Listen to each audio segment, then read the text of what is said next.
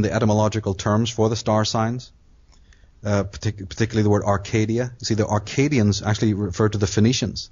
And the Phoenicians can be tracked to Scotland and to Ireland.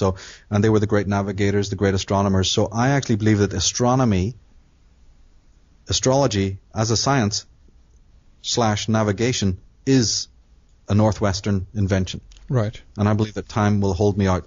And then, of course, when you start to want to tell the story of the zodiac, that becomes difficult to people who are not familiar. So you create what's called astromythology. You create the characters of the gods, that later become the gods and the heroes. But that's a story, and the ancient people always knew it was a story. They didn't believe that, the constellation of Orion was really a god, called Osiris. Mm-hmm, mm-hmm. It wasn't like that at all. But yeah, the movement was from the west to the east. And there's many indications of this being the case, For instance, I'll give you another example. The word church. Christians go to church. Where does that word come from? The word church actually comes from the word meaning circle. The Greek circe and the Scottish Gaelic kirk meant a circle, a circle. But the circle, just like we said, it's not just about a crocodile in the Nile. Well, in this analogy, it's not just about a circle, any circle, all circles. It's a specific kind of circle that was the church. The circle of the circumpolar region of the sky. Up there in the northern part of the sky where the pole is, where the pole basically faces. Of course, the pole is leaning, isn't it? 23 degrees, but it still points up to the sky nevertheless. Right. So that part that the pole points to was always considered the heaven of heavens, the holy of holies. And that circle, it's not very big, but it contains some very important stars like Ursa Minor and the famous pole stars, of course. Mm-hmm, That was, believe me, that was the original church. That's where the word comes from. The word church is a corruption of the goddess who ruled that celestial garden of the north. That little circle was always considered a celestial garden, a celestial enclosure. It was known as the Garden of Aru. It was known as many names. In Scandinavia, it's called Asgard. Asgard. You see, it's Camelot, It's all sorts of names have been given to it down through time. But the ruling deity of the garden was called Ta'urt. It's where the word tarot comes from. Mm-hmm. But the word Ta'urt, the T's were softened to CH. So the Ta'urt became Charuch or Charut, which is the origin of the word church. So again, the very church that Christians go to is based on the stars. You had even Ralph Ellis on it not too long ago, and he was giving a fascinating interview with you about his take on the meaning of the word Camelot. Remember that? Right, yeah. You pointed out that the ancient name of Egypt was Cam, you see, and in the Arthurian tradition you have this famous Camelot. But see, Camelot didn't just Cam, and first of all, Cam did not mean Egypt. Cam meant the Black Land, right? The land of the mysteries, the land of the sacred teachings. Okay, and the secret teachings, as I'm saying, was astrology. So their Cam is the Hermetic sciences, which involves astrology. Mm-hmm. The land of astrology, the land of the tree and the serpent. Now, when we find it in the Arthurian tradition, Camelot, it referred to the cam up there. Cam is a word that means to revolve, like cam shaft in a car. Right.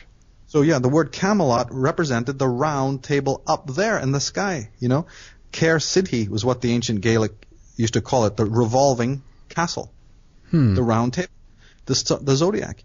So all of this, without the astrotheology, you see, you're bound to think of it in terms of physical realities, physical people, physical events, and it's fine to study that and all the rest of it, but too many scholars are constantly leaving out the astrotheological aspect, and they're heading for trouble when they do that. All of the Arthurian pantheon,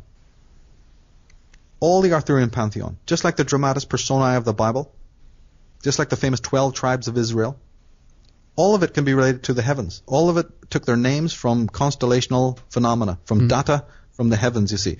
For instance, the Morgan Le Fay. Mm-hmm. Well, Morgan Le Fay is borrowed from the old... in fact, all the pantheon the whole pantheon of the Arthurian legend is basically a rescripting of the older Gaelic pantheon from Ireland. Really? Oh, yeah.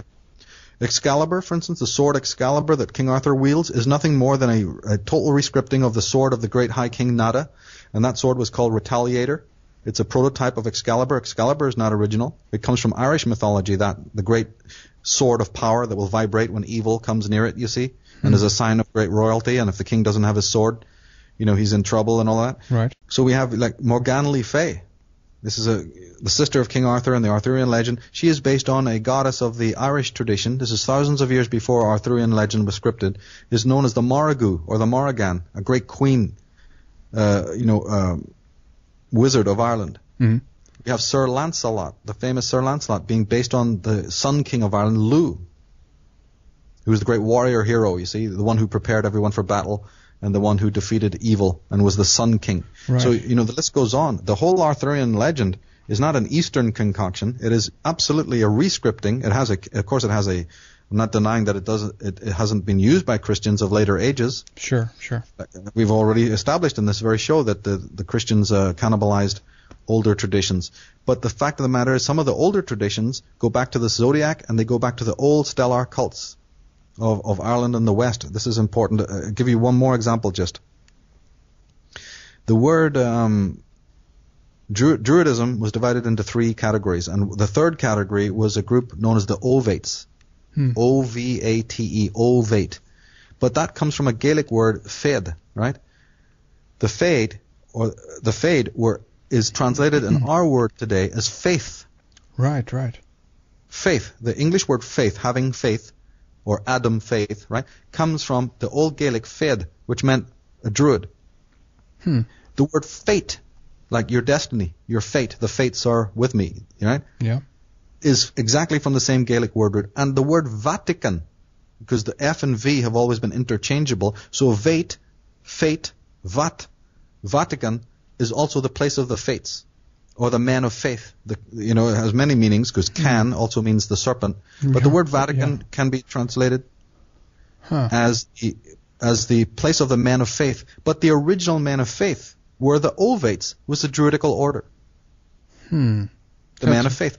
Interesting. And the job of the Ovate, the job of the Ovate, what the Ovates actually did within Druidism was that they were judges. They were many things, but they were also judges. The word judge, Judah, comes from the same root as the word Judah, the tribe of Judah, or Jews. Right. Meaning that the Jews and the so-called tribe of Judah were nothing more than Ovates. They were the judges. They were the Levitical judges, you see. The words all come back to the same origin. So again, I'm doing this because we have to emphasize the fact that etymology, symbolism, this cuts through all of the nonsense, And if I may even give one more example. Please go ahead. If there's time, it's a short one. The word Cohen. All Jewish people refer to the Cohen as the priest.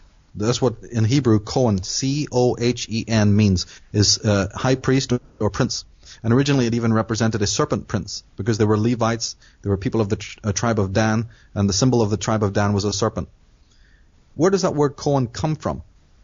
Because we also have Caen, we have Caen in France, like the town Caen. Right. We have Caen, right? We have Calvin, because John Calvin changed his name. The name was Cohen, actually, John Cohen. The founder of Protestantism was Jewish, and he was called John Cohen.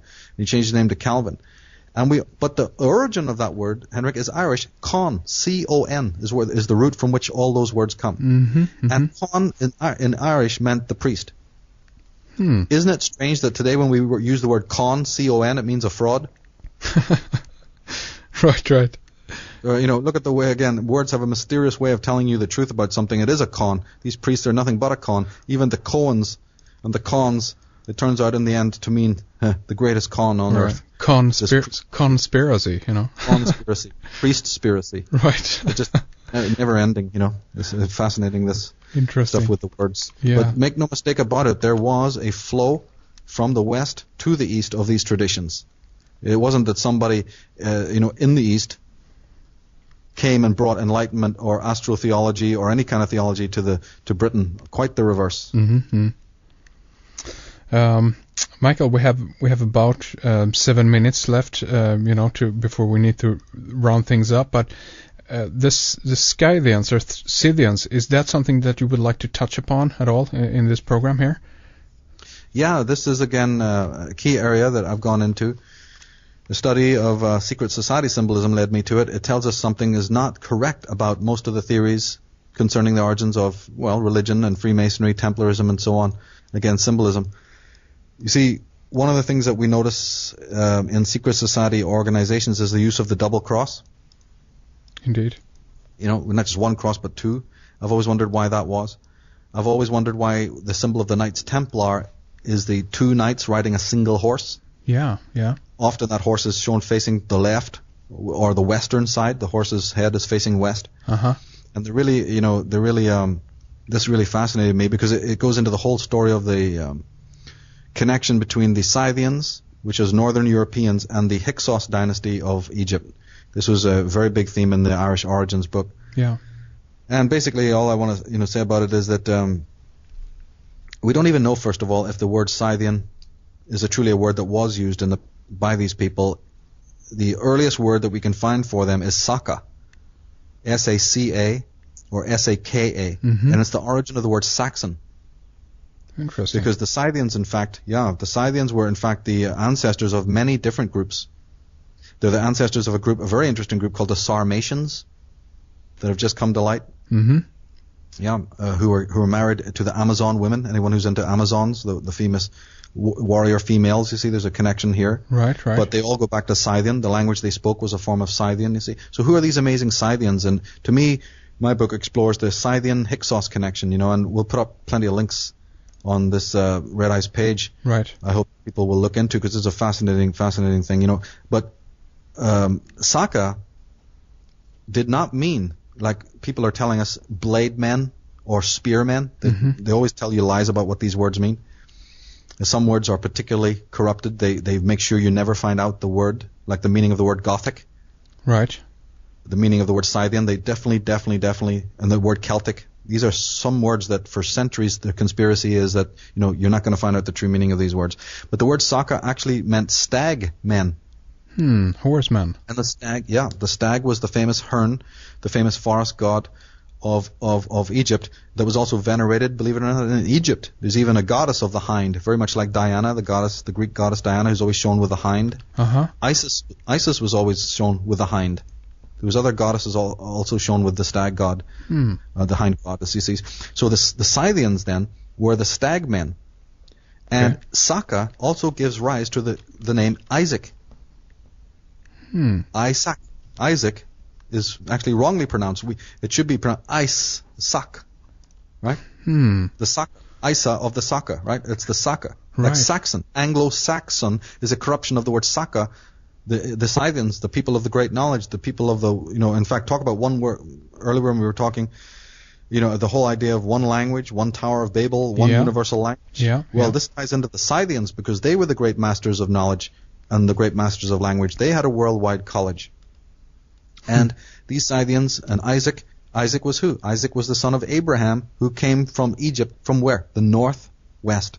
He came into Egypt from the north. And the Bible will always tell you that he came from, Mesopotamia, from Babylon, from Ur. Yeah. But could it be that he was a Scythian and came from further north, from even into Europe, him and his son? Yeah. The word Isaac seems to indicate so. Very interesting. So this. What happens then if it turns out that the founders of Egypt, even before the time I usually talk about, even in the later times of the time of the Hyksos, turn out to be also connected to northwestern tribes? Well, it's possible. At this point at least, we don't have any clear connection, I guess, or connection we have, but we don't have the clear evidence for it. But a lot of things, it could very well be that way. We don't know. Again, people have to look into the etymology. This is the meaning of words, to look into the origins of these things. I think it really does give a lot of evidence when you look at that. My book goes into the story of the Chaldeans, the story of the Amorites. Let's look at another word. For instance, the Babylon was there was a great city called Eridu. Right. On the Tigris and Euphrates River. Eridu. Eri, because Eridu is spelled E-R-I-D-U. Eri is one of the oldest known Irish goddesses. It's where we get the word Hera, like the Greek goddess Hera. It's also where we get the word terra, like terra firma, terrestrial. Right. It comes from a goddess's name, the ancient name of Tara in Ireland, Terry. Well, we have in Babylon, Eridu. The very name of the goddess of Ireland is one of the cities of Egypt, cities of Babylon. Right. We can go further. We have a term called Erech, E-R-E-C-H, was the whole region of Mesopotamia that later became known in the Bible as Shinar, the plains of Shinar, which represented the whole of Mesopotamia. No, Shinar